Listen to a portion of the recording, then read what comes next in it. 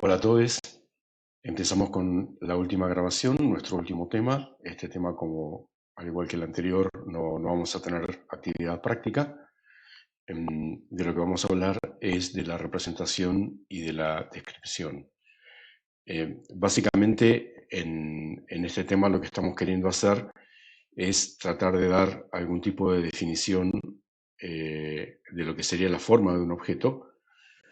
Básicamente porque esa definición nos permite encontrar parámetros y que luego esos parámetros nos permitan identificar objetos o identificar lo que está dentro de una imagen.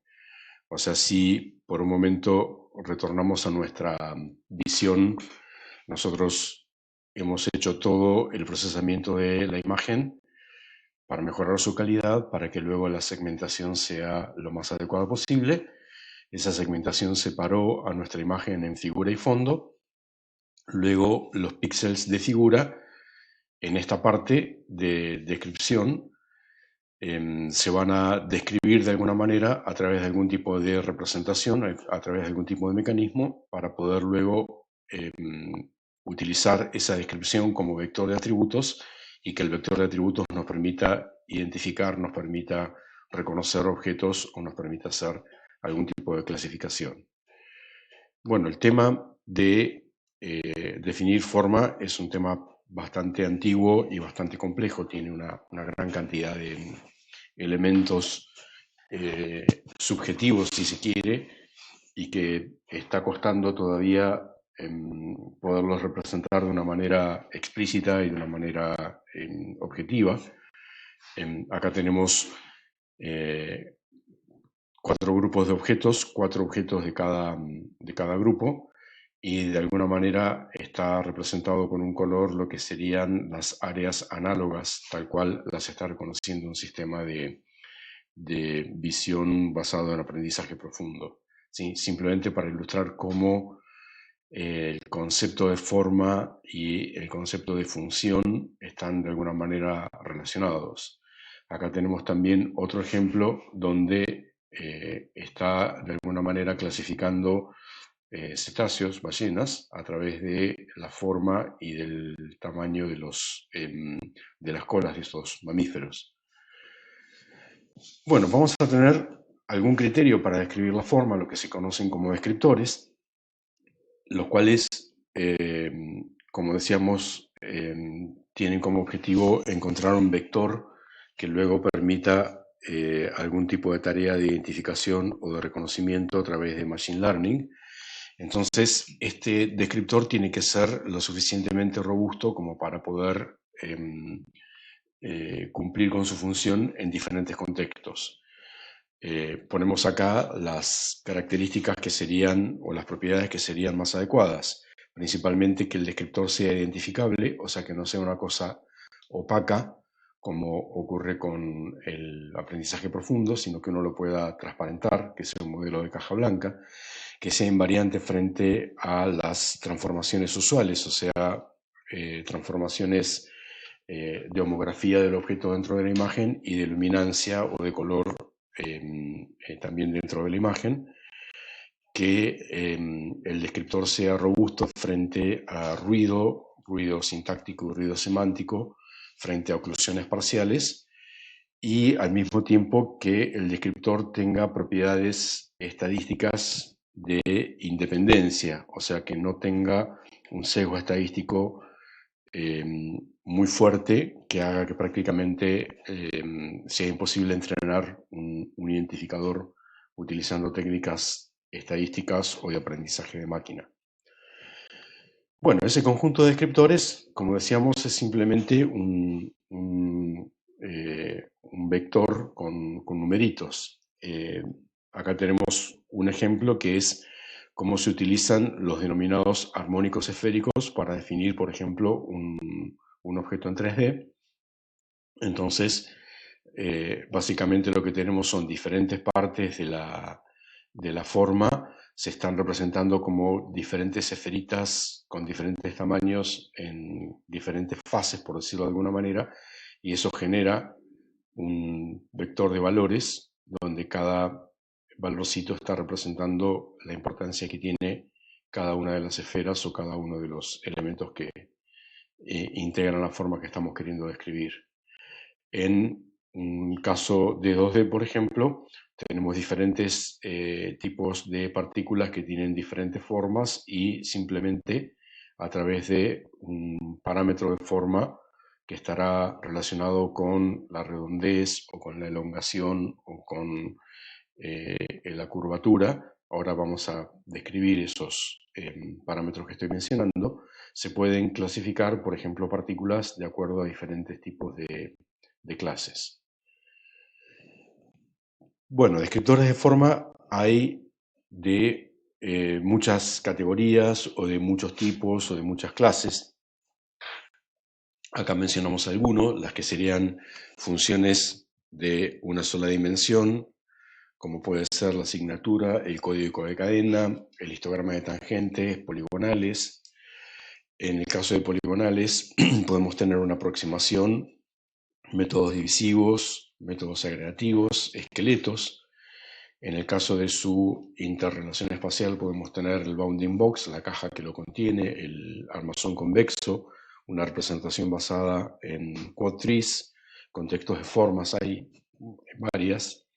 En el caso de momentos podemos tener el momento de la frontera, el momento de inercia o momento de masa, los momentos de Zernike, los momentos de Chebyshev, y finalmente representaciones basadas en transformadas utilizando Fourier, wavelet, una transformada específica de wavelets que se llaman shapelets, los armónicos esféricos que vimos recién y fractales, de los cuales tuvimos una grabación días atrás.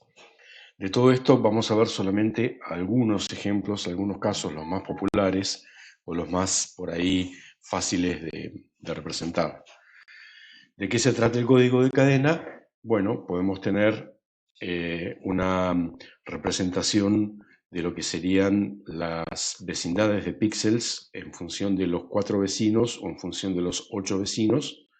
En el caso de los 4 vecinos estaríamos indicando que, por ejemplo, el próximo vecinito a lo largo de la frontera del objeto, si va hacia el este es 0, si va hacia el norte es 1, si va hacia el oeste es 2 o 3.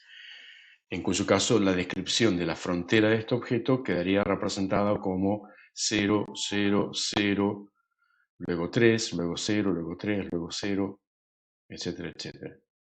¿Sí?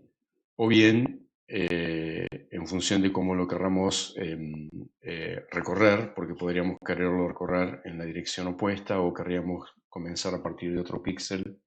¿Sí? Esto es parte de la problemática del chain code, que es cómo se identifica o cómo se centraliza la forma. O sea, típicamente para poder tener algo fácil de buscar, sí, no sé si queda claro que el objetivo final es identificar la forma de este objeto a partir de esta tupla de números como si uno lo estuviese googleando en una base de datos.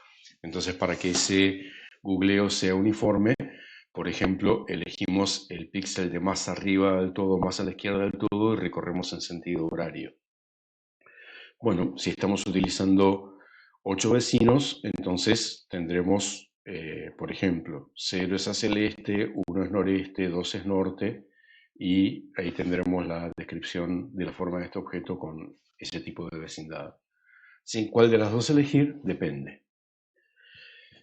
Bueno, la aproximación poligonal, como nos podemos imaginar, básicamente lo que trata de hacer es encontrar al estilo de lo que nosotros ya aprendimos a hacer con el Marching Squares, encontrar simplemente una vectorización del objeto que la facilite. En este caso tenemos más primitivas que las que tiene Marching Squares, o sea, no tenemos solamente baldositas que van derecho o a 45 grados, sino que tenemos otro tipo de representaciones.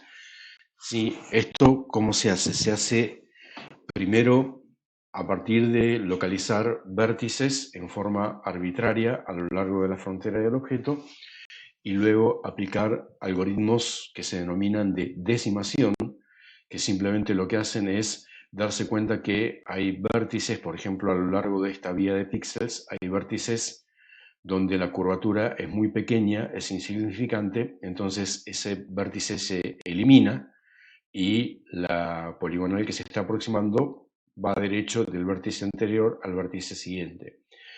Haciendo esa decimación en forma iterativa, se llega a representaciones que son muy compactas, pero que al mismo tiempo representan con bastante fidelidad la forma del objeto. La asignatura también es un método bastante popular. Recordemos que nuestro objetivo es que estas representaciones tengan propiedades de invariancia, o sea que si yo roto, traslado o le cambio la escala al objeto o lo hago más brillante, más oscuro, más rojo o más amarillo, que estos descriptores se mantengan relativamente y al mismo tiempo que estos descriptores nos den vectores de atributos que sean diferentes cuando los objetos que estamos describiendo también sean diferentes.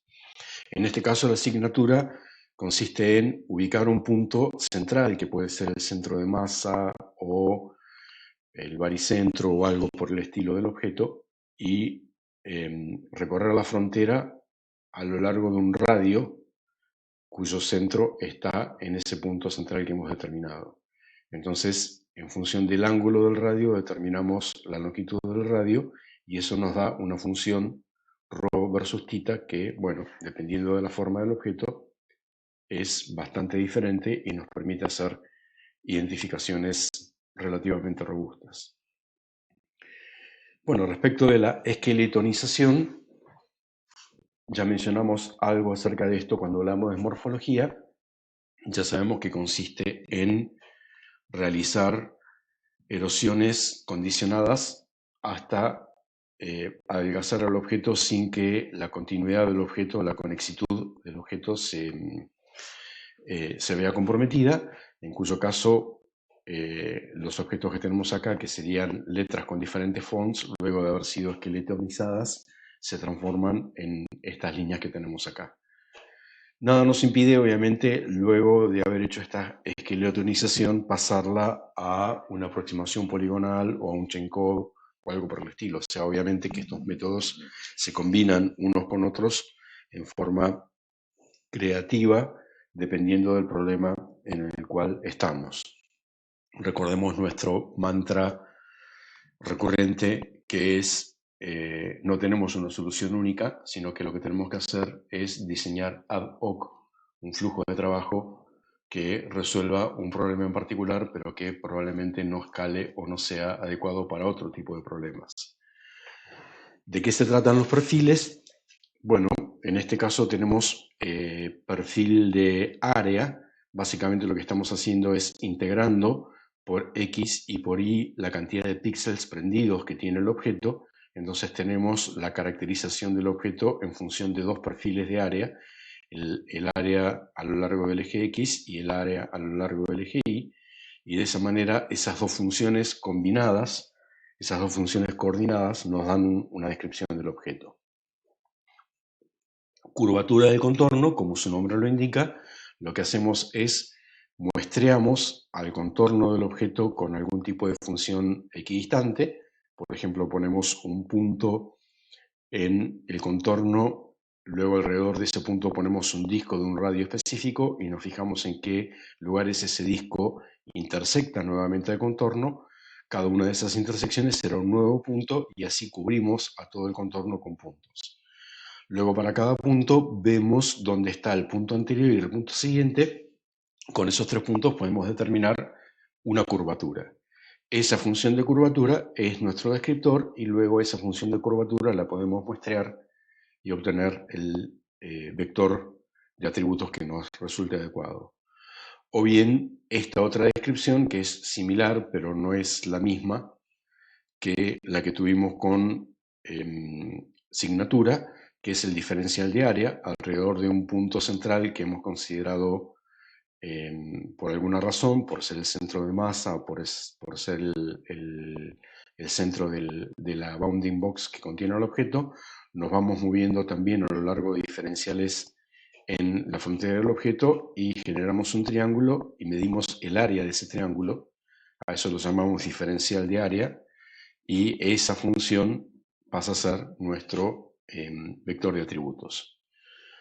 Bueno, respecto de áreas, nos encontramos con una gran cantidad de posibles definiciones de área, de las cuales todas son útiles y se pueden combinar entre sí porque nos pueden dar valores adecuados.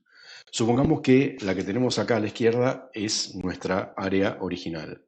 Es un objeto para el cual, por alguna razón, estamos queriendo hacer algún tipo de evaluación. Entonces, al objeto lo binarizamos y obtenemos lo que sería el área neta, o sea, los píxeles que forman parte de la figura y los píxeles que no forman parte de la figura. El área neta entonces sería o bien la cantidad de píxeles o bien alguna función que multiplica escalarmente esa cantidad de píxeles. Cada píxel representa una determinada cantidad de centímetros cuadrados o de kilómetros cuadrados, dependiendo del objeto que sea.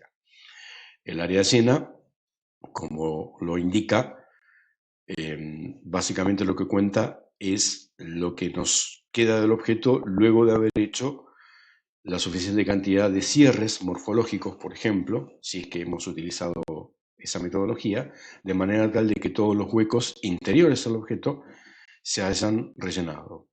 El área llena nos da una descripción del área diferente del área neta, que puede ser adecuada, o ambas juntas pueden ser adecuadas porque, por ejemplo, yo puedo evaluar la porosidad del objeto simplemente como la fracción área neta dividido área llena.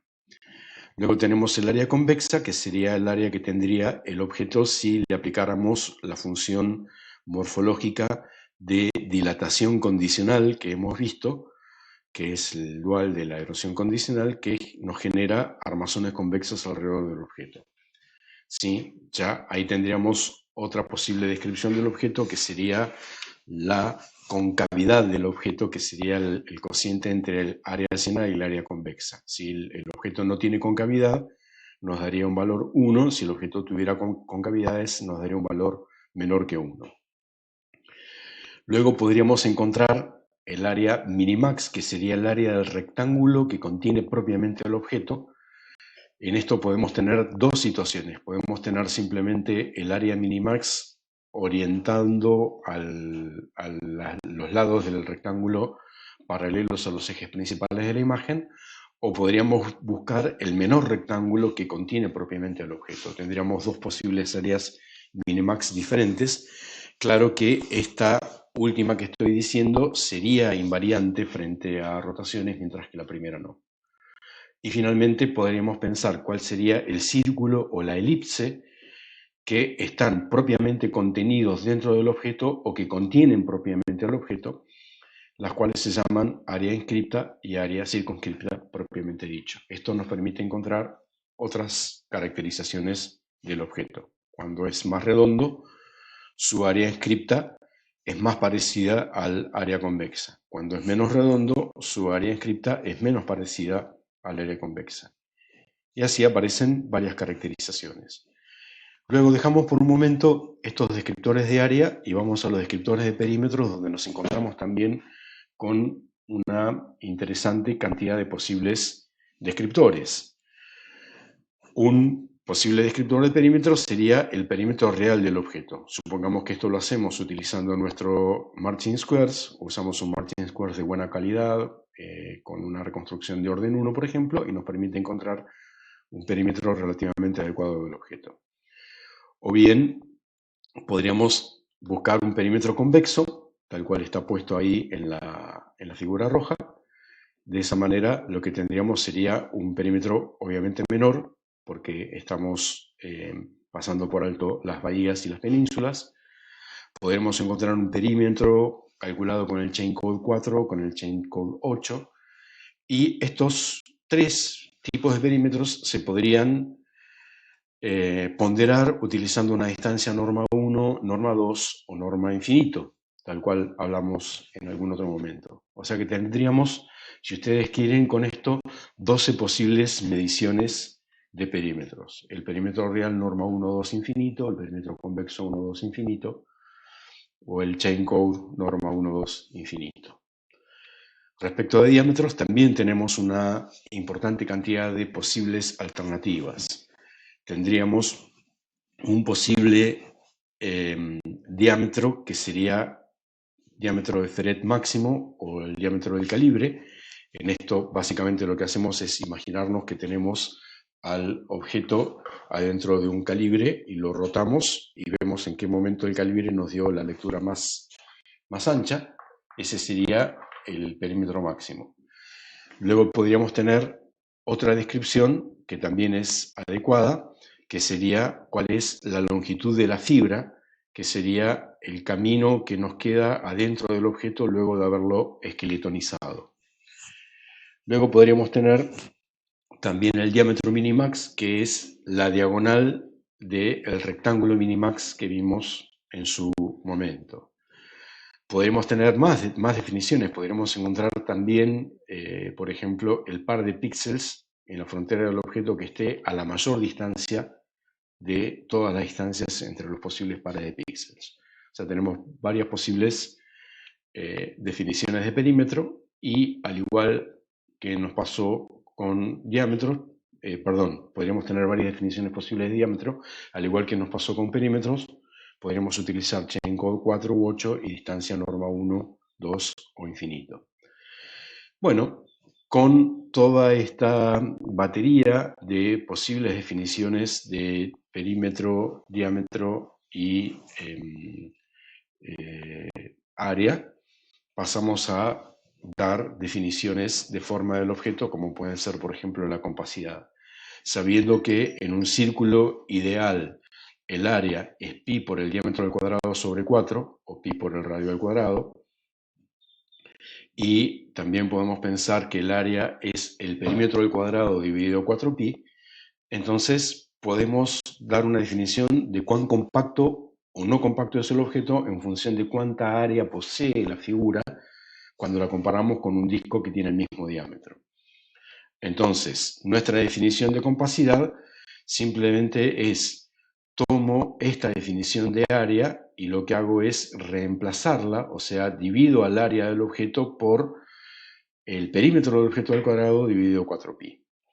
Entonces, si tomo un objeto que es perfectamente circular, su perímetro al cuadrado dividido 4pi por el diámetro me da 1. Y la compacidad de este objeto es 1. La compacidad de este objeto me daría 0,85 porque tiene más perímetro que el que tendría un disco que tenga exactamente la misma área, y la compacidad de este objeto me da 0,66. Puedo encontrar un descriptor de forma que obviamente no me permite, y simplemente viendo la compacidad del objeto no me permite darme cuenta si es con esta forma o con esta forma, si tiene bahías, agujeros, cilias o lo que sea, pero simplemente me da un valor escalar. Luego puedo tener otros parámetros, por ejemplo, la elongación del objeto. Si el objeto es elongado o compacto, lo puedo pensar como, por ejemplo, el ancho versus el alto de la caja Minimax. Un objeto más elongado es un objeto en el cual el lado más largo del rectángulo Minimax es mucho más largo que el lado más corto. O puedo buscarlo en función del mejor fit, o puedo hacerlo, por ejemplo, en ancho de fibra sobre el largo de la fibra, mejor dicho, el largo de la fibra sobre el ancho de la fibra, ¿sí?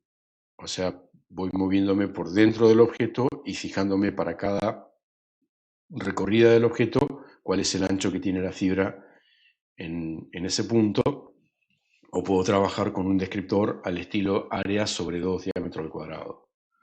Lo mismo puedo hacer con la redondez. Entonces puedo tener un descriptor de redondez que sea pi por diámetro al cuadrado sobre 4 área. ¿Sí? Y hay una cantidad enorme de medidas, de las cuales todas son adecuadas o no, dependiendo de lo que estamos queriendo medir. ¿Sí? Acá esto está sacado del libro de Russ. Tenemos el curl, el rizado del objeto, la longitud del objeto sobre la longitud de la fibra. Esto, bueno, pensemos que tenemos un objeto que es, digamos, como un resortito, por ejemplo, Entonces, el objeto que es como un resortito no tiene demasiada longitud, pero su fibra sí tiene mucha longitud. Entonces, si su fibra es mucho más larga que la longitud del objeto, eso está diciendo que el objeto está muy rizado. Bueno, y tenemos varias otras que, insisto, van a ser o no útiles en función de problemas en particulares: la elongación, la extensión 1, la extensión 2, la solidez, convexidad, de la cual ya hablamos, excentricidad, etcétera, etcétera. Bueno, pasamos a otro tipo de descriptores. Están los denominados momentos espaciales, que básicamente lo que hacen es identificar dónde está la masa del objeto, dónde están los píxeles llenos del objeto, en función del resto de la masa. Entonces, tenemos una definición única que es el momento PQ del objeto. P identifica al exponente respecto de X y Q identifica al exponente respecto de Y. Entonces, el momento PQésimo del objeto es la sumatoria por fila y por columna de X a la P por Y a la Q, donde X e Y son las coordenadas del objeto. Fíjense que cuando coloco a P y a Q en 0, o sea, cuando veo el momento 0, 0, es simplemente el área, porque simplemente estoy contando la cantidad de píxeles que tiene el objeto. Cada vez que el objeto no tiene masa en ese lugar, voy a tener un 0, entonces directamente ese píxel no lo cuenta. La única manera en la cual estemos contando es que ambos tengan masa. El centroide, o sea, el valor medio de la masa del objeto, es el siguiente par de cocientes. Es el momento 1, 0 dividido el momento 0, 0, coma, el momento 0, 1 dividido el momento 0, 0. O sea, básicamente lo que estamos haciendo es contando, por ejemplo, para el primer valor, la posición de los píxeles dividido la cantidad de píxeles, la posición en X de los píxeles dividido la cantidad de píxeles, y luego la posición en Y de los píxeles dividido la cantidad de píxeles. ¿Sí? Es el valor medio de los X y el valor medio de los Y.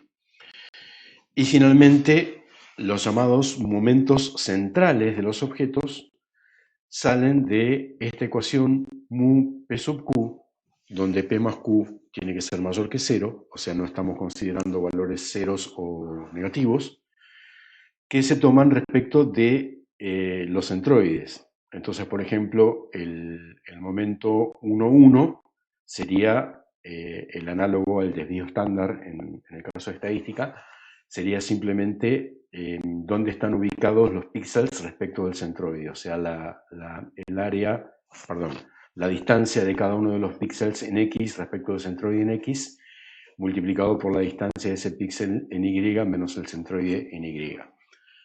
Estas son básicamente cuentitas. Yo hago todas las cuentitas para todos los otros momentos que me pueda llegar a imaginar y plantearlos en ese punto.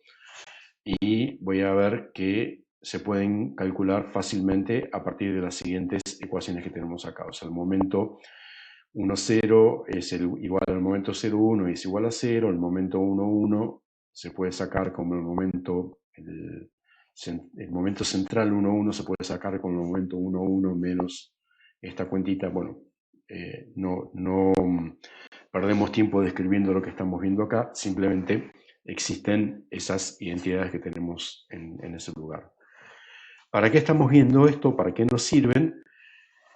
Bueno, básicamente la cuestión es que podemos despejar invariancias respecto del objeto y podemos de esa manera obtener parámetros de forma del objeto a partir de los momentos. Por ejemplo, la orientación principal del objeto, lo que nosotros denominamos el eje principal del objeto, sale de resolver esta ecuación, ¿sí? El ángulo principal es un medio la inversa tangente de 2 por el momento central 1, 1 menos los dos momentos de inercia 2, 0 menos el 0, 2.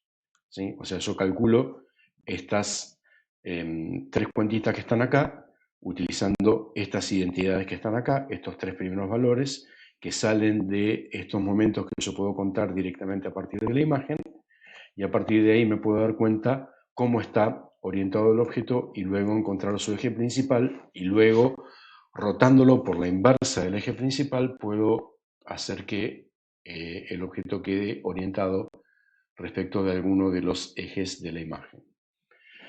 Luego también puedo normalizar a los momentos centrales y finalmente puedo encontrar parámetros de invariancia de esos momentos centrales normalizados.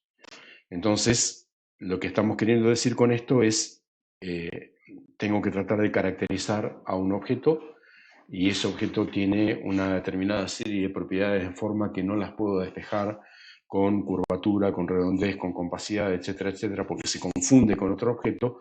Entonces vengo a esta artillería que es un poco más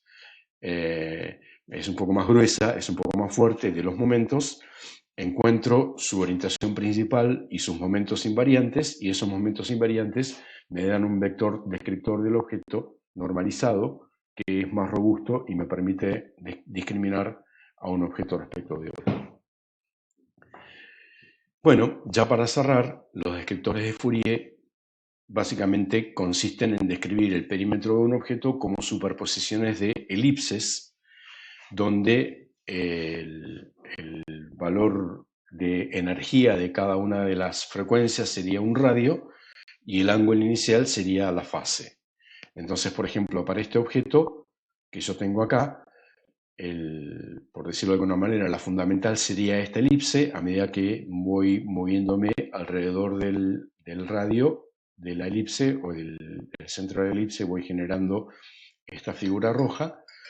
Luego le agrego el segundo armónico y alrededor de la elipse me voy moviendo con otra frecuencia y una amplitud menor, y esa elipse se va transformando en este objeto que tenemos acá, y a medida que voy agregando armónicos, el ajuste de la curva que voy reconstruyendo se va haciendo mejor a la forma del objeto que quiero describir. O sea, básicamente estoy describiendo a mi objeto con un conjunto de pares, amplitud, fase, donde cada uno de los amplitudes y fases se refiere a la serie de Fourier, a una sumatoria de armónicos que básicamente son recorridas alrededor del eje o alrededor de la curva con frecuencias angulares crecientes.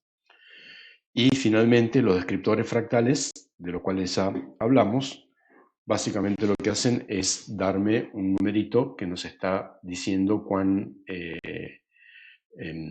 regular o irregular es la frontera o el área del objeto, y podríamos ir también al espectro multifractal del objeto o al espectro multifractal de la asignatura. Bueno, con lo cual hemos terminado con los descriptores de forma y hemos terminado también con lo que queremos ver de la materia. Así que dejamos con esto la teoría por completo y ya quedamos pensando en lo que va a ser terminar con nuestros trabajos prácticos y ya ir encarando el trabajo final de promoción. Así que bueno, que estén muy bien y nos vemos.